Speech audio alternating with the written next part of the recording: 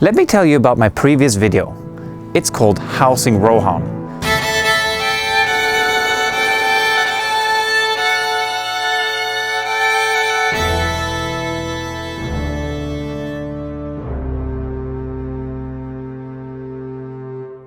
I try to imagine what Rohan looks like 100 years after the events of Lord of the Rings. In this video, I'm going to break down all the design decisions and world building that went into that video.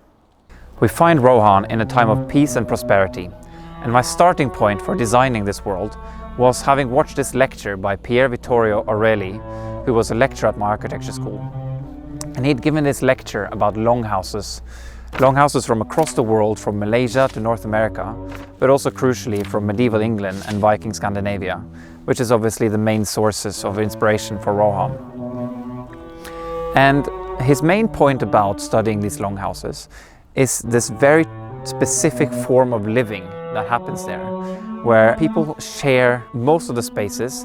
Each family would typically have a small bedroom, but the other spaces would be used for shared domestic activities, such as cooking, craftsmanship, or rituals.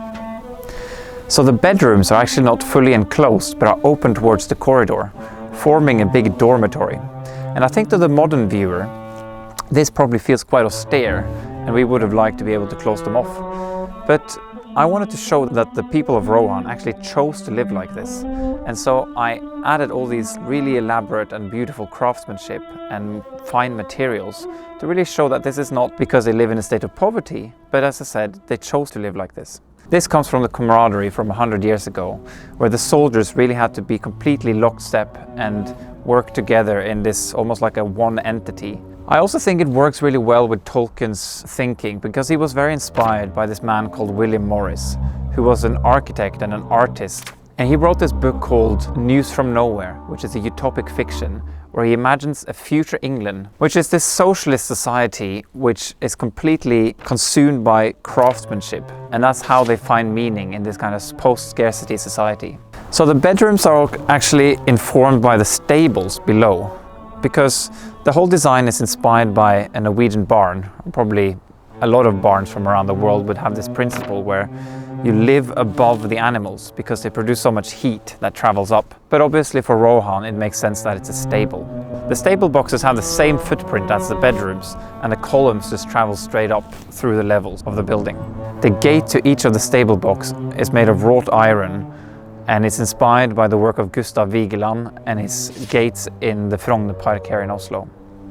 So you can see the split between the stables and the bedrooms from the outside by having two different claddings. So the stables have a timber log construction called lafting in Norwegian, and the top bit is wooden shingles. And this split is inspired by the classical principle of rustication, where the ground floor has a much more textured facade to emphasize the weight of the building. After doing this, I kind of went down into this rabbit hole of thinking that the craftsmen had gone to Gondor, which is obviously more classical in its appearance, and that they'd trained as craftsmen there, and maybe one of them had even brought home a Gondorian wife who wanted something to remind her of home. And so the windows of the bedroom mimic this classical window, whereas the main facade mimic this Renaissance church, complete with a pediment and Ionic columns. Another point about the exterior detailing is the ridge line, where I added this parapets. Parapets is this sort of zigzag pattern that you find on medieval walls, such as Helm's Deep. However, in this time of peace, the Rohan no longer really needs them, but now they become an ornament. This is quite common actually in architectural history, where functional forms are no longer needed. However, people still have kind of an emotional attachment to them, and so they recreate them as ornaments. And following this line of thinking, I also added a watchtower. Even though they no longer need to scout for urquhars on the horizon, now the watchtower is simply just the best place to watch the sunset. To top off the watchtower, I was inspired by stave churches in Norway that usually have dragons flying off the roofs. But in Rohan, obviously, they would have horses. I modeled these kind of abstracted geometrical horses, but I thought the horse looked a little bit flat, and so I tested out if I could generate ornaments with Nana Banana, Google's latest AI model. And so I took a screenshot of the 3D model and brought it in there, And he was able to follow the form really successfully and even export a height map, which I could then take back into Blender and then create a new material where I added this gold details as well. After doing that, I got a bit carried away in the interior as well, because I had designed these horse balustrades. So I used the same technique of generating ornaments onto these 3D models. I must admit at this point I was rushing a little bit, and I also wasn't quite sure about the horse balustrade, as they are quite over the top. So I'd be interested to hear what you think about them, if you think they're worth pursuing, and then I'll spend a bit more time on them, I think. I also wanted to mention some of the particular scenes which I try to convey a bit of story in.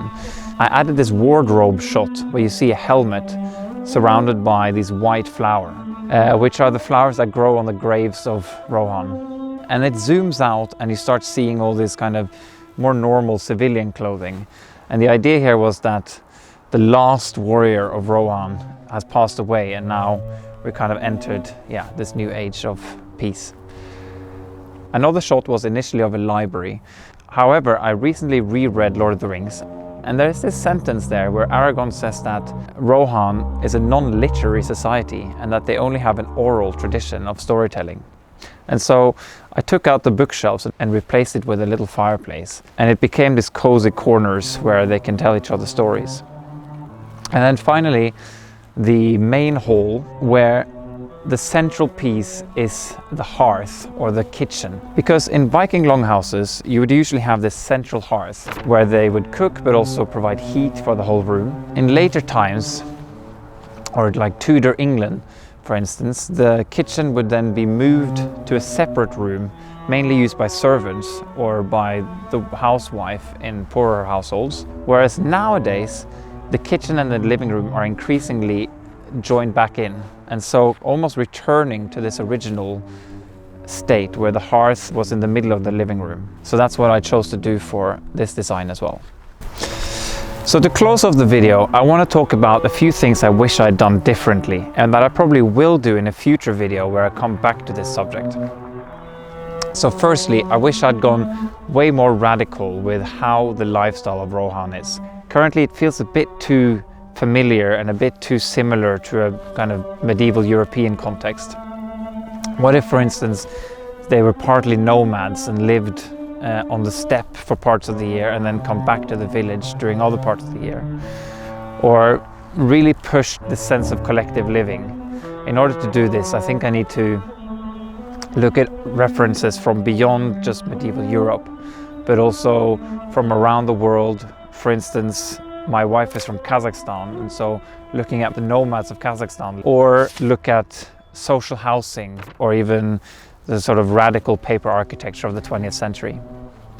The other thing is that the details currently feels a bit all over the place. I had so much fun making this video, thinking about how the wife is from Gondor and you have these sort of classical influences, or you have Viking knotworks, or this Acanthus style AI generated floral patterns. There's woodwork, there's ironwork, there's a lot of stuff going on. And I think to tell a much more precise story about this people, what they care about and what they're experts in, I need to have a much more consistent visual style between everything. But before that, I want to explore different places of Middle-earth and what has happened to them during this time. So if you're interested in that, please subscribe. Also, there is a link to my Patreon page, which I've just made, where you can vote on which subject you'd like me to cover first. And with that, I really hope you liked this video, and I will see you next time.